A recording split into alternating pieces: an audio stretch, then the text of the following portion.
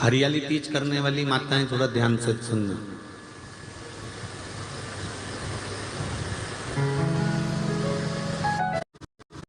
हरियाली तीज करने वाली माताएं थोड़ा ध्यान से सुनना।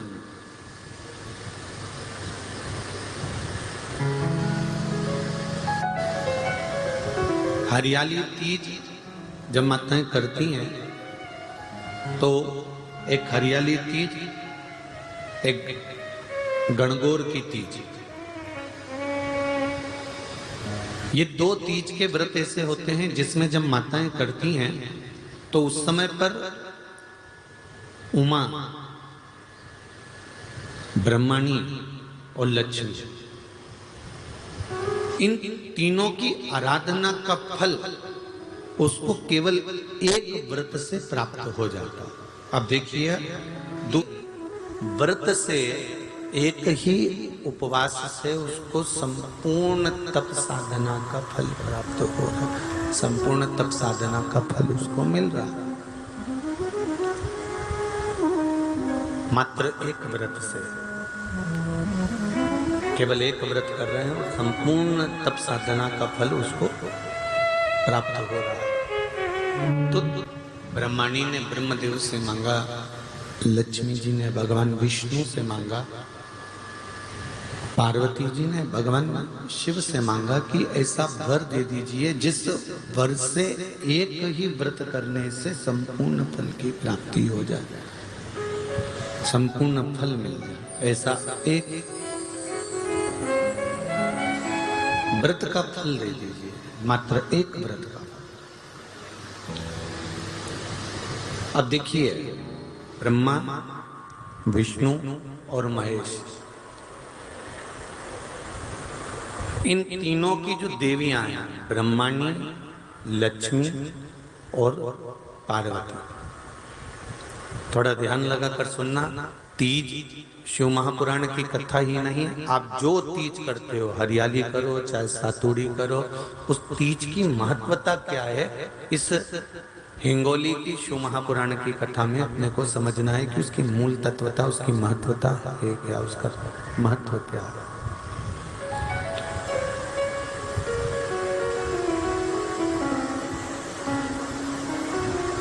भगवान ब्रह्मा, भगवान विष्णु और भगवान शिव,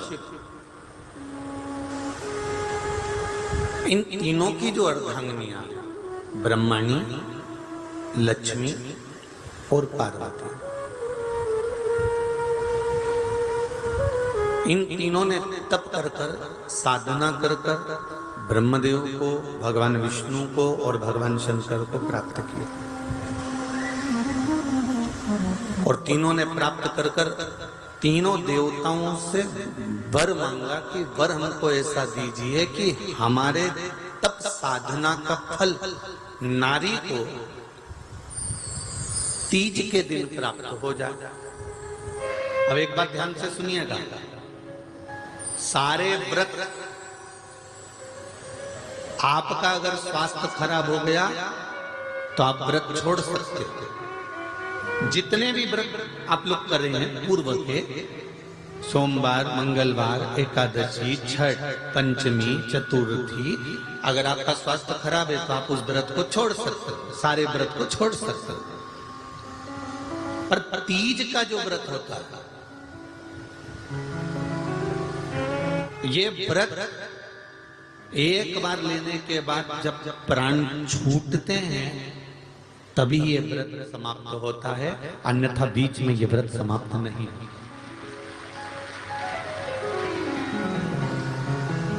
ये व्रत समाप्त होता ही नहीं। अगर शरीर से नहीं बनता कि अब हमारी अवस्था हो गई, अब शरीर से नहीं बन रहा है, तो भले एक पहर की पूजन कर कर, एक पहर का नियम धारण कर कर, एक पहर का स्मरण कर कर, एक पहर का पूजन व्रत धारण करो और उसके बाद में भले आप थोड़ा सा जो भी आपको लेना है वो कर लो, पर इस व्रत को करना ही पड़ता है। इस व्रत का नियम ही यही है। एक बात और याद रखिए, श्रावण के महीने में सारे व्रत आते हैं बहुत सुंदर सुंदर। छोटी तीज का व्रत भी अभी आ जाता है, बड़ी तीज का व्रत भी आ जाता है। ये 4 महीना जो व्रत आते हैं, इन व्रतों की मूलता क्यों कही गई? ये सारे व्रत चतुर्मास के अंतर्गत ही आते हैं, इन व्रत को बाद में भी आ जाना चाहिए, पर नहीं।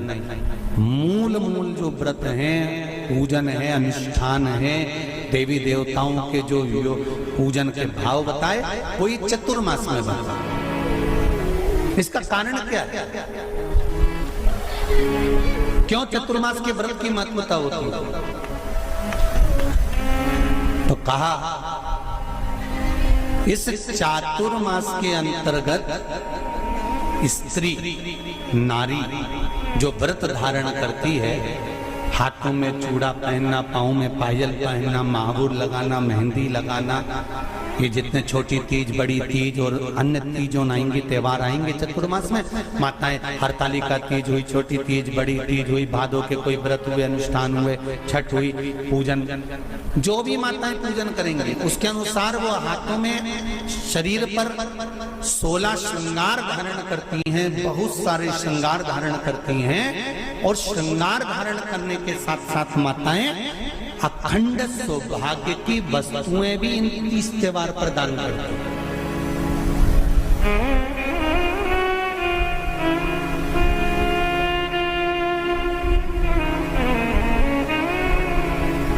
जो अखंड सौभाग्य की सूचक है, जो अखंड सौभाग्य की वस्तुएं वो देने का प्रयास करते हैं, दान। क्यों जीजियो, एक बात बताओ, जितने भी माताएं कथा सुन रही हैं और जितने फेसबुक यूट्यूब पर सुन रहे हैं और जितने आस्था चैनल पर सुन रहे हैं, श्रावण के महीने की श्रावण शिव महापुराण की कथा सुन रहे हैं, एक बात दिल से बताना, जितनी सौभाग्यवती माताएं होती हैं, ये संक्रांति पर भी 13 चीजें दान करती हैं, 14 चीजें दान करती हैं। बीच में कोई 16 सोमवार का उद्यापन करेंगी तो भी सुहाग की सामग्री देंगी, उद्यापन करेंगी तो भी सुहाग की सामग्री देंगी, कोई कार्य करेंगी तो भी सौभाग्य की सामग्री देंगी। सौभाग्य की सामग्री का दान क्यों किया जाता है? सौभाग्य सूचक वस्तुओं का दान क्यों किया जाता है? सौभाग्य की वस्तुएं क्यों प्रदान करी जाती है, क्यों दी जाती है? उसका कारण क्या है?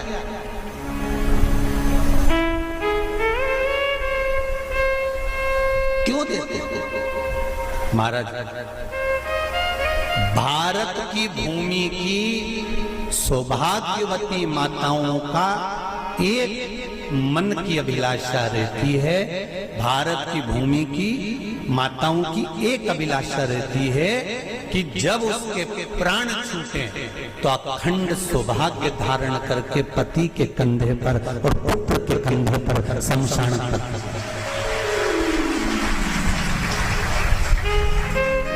ये भारत की भूमि की माताओं की सोच, उनके मन का संकल्प, उनके मन का भाव। मेरे भारत की माताएं अखंड सौभाग्य की वस्तुएं धारण कर अपने आप को गौरवान्विता महसूस करती हैं, और विदेश की माताएं ये सब वस्तुएं उतार कर गौरवान्विता महसूस करती हैं।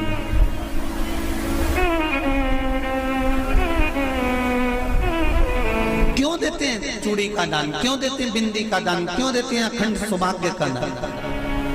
किस महाराज,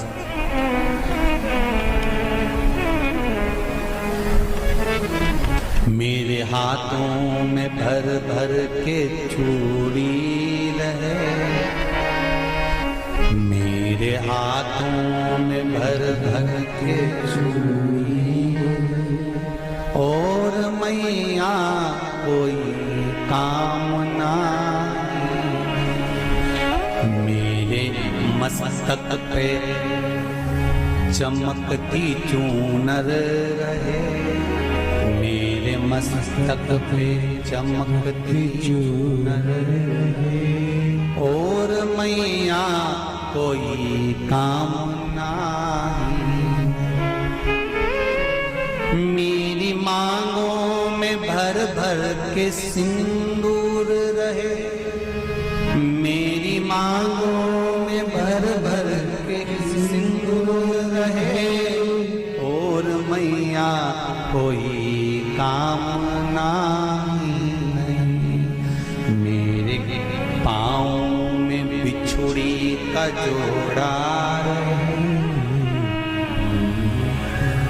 एक बिछुड़ी नहीं, कितनी? 2, 3, 4, 5, एक एक पाँव में जोड़े से बिछुड़ी होना चाहिए, केवल एक नहीं, सिंगल नहीं। वो तो आजकल का फैशन हो गया महाराज, जो केवल एक बिछुड़ी धारण कर लो उसी में फैशन दिखे। श्रावण की शिव महापुराण की कथा कहती है, जब बेटी को विदा करा जाता है और पहली बार बेटी के पांव में जब बिछुड़ी डाली जाती है तो वो बिछुड़ी भी अलग अलग नहीं होती, उस बिछुड़ी के जोड़ को चेन से एक दूसरे से बंधा हुआ होता। बोला सही है कि गलत? जितने आस्था चैनल पर कथा सुन रहे हैं, जितने फेसबुक पर सुन रहे हैं, यूट्यूब पर सुन रहे हैं, सुन लेना कि मेरे भारत की माताओं का जब पाणी ग्रहण संस्कार किसी बेटी का होता है, उसके पांव में जब पहली बार बिछुड़ा पिनाया जाता है, बिछुड़ी पिनाई जाती है, तो वो बिछुड़ी भी एक दूसरे से बंधी हुई होती है, चेन से बंधी हुई होती है। उसको अलग अलग वाली बिछुड़ी शादी के मंडप में नहीं पिनाई जाती। क्यों? जैसे ये बिछुड़ी एक दूसरे से पांव में बंधी हुई है, तुम्हारी जिंदगी अंतिम श्वास तक ऐसी ही बंधी रहे, यही वर्णन है। वो तो अब माताओं ने थोड़ा सा फैशन चेंज कर दिया, अब पांव में ज्यादा बिछुड़ी नहीं पहनती, गड़ती है, चुभती है, एक बिछुड़ी धारण है। हमारा पर नहीं, बिछुड़ी भी दो हो, जोड़े से। हमारी माताएं, भारत की भूमि की जो माताएं हैं, ये चूड़ी भी हाथ में पहनती है तो जोड़े से पहनती है। बोलो जैसा सही है कि गलत है? एक अकेली चूड़ी माताएं हाथ में धारण नहीं करती हैं। अगर भारत की भूमि की संस्कारित माताएं हैं और भारत की भूमि की सभ्यता और संस्कृति को जानती है तो अकेली चूड़ी नहीं, जोड़े की चूड़ी पहनेगी, 2 चूड़ा डालेगी, 4 डालेगी, 12 डालेगी, पर सिंगल नहीं, अकेले।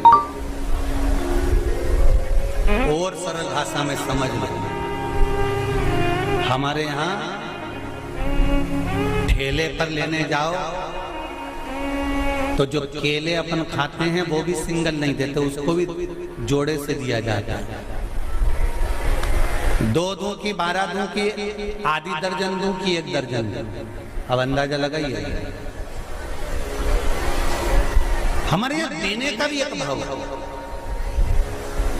श्रावण के महीने की शिव महापुराण की कथा, जिसका नाम है श्रावण शिव महापुराण की कथा, ये कहती है कि पार्वती जी ने और गंगा जी ने ये चतुर्मास में जितना सौभाग्य का दान दिया है, उनके बराबर दुनिया का कोई व्यक्ति इतना सौभाग्य का दान नहीं दे सकता जो माता गंगा और पार्वती दोनों दान दे रहे हैं।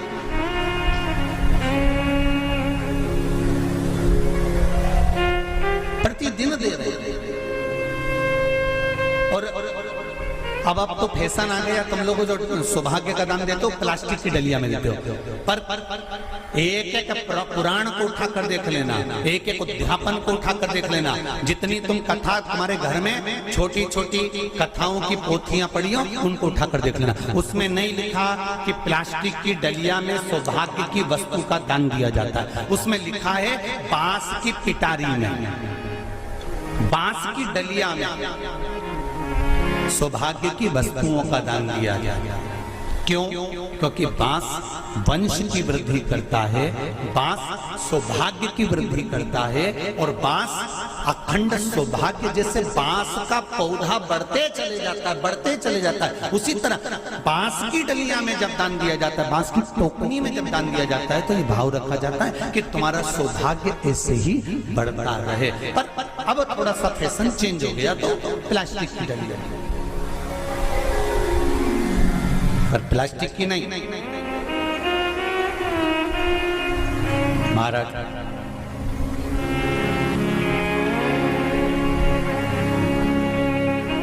शिव तत्व की ओर चलते शंभु शरणे पड़ी मांगू घड़ी रे घड़ी दुख काटो दया करी दर्शन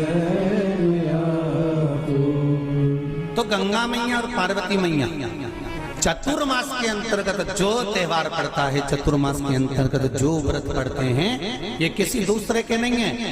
तीज का व्रत माता पार्वती का, छठ का व्रत माता पार्वती का, चतुर्थी का व्रत माता पार्वती का, ये सारे व्रतों की शुरुआत गंगा और पार्वती ने अपने बल से।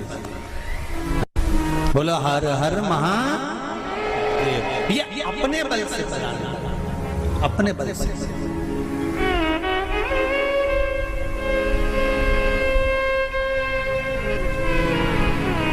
कथा पर विशेष ध्यान रखना। श्रावण महीने की शिव महापुराण की कथा कह रही है कि नारी का अखंड सौभाग्य कैसे रह सकता है।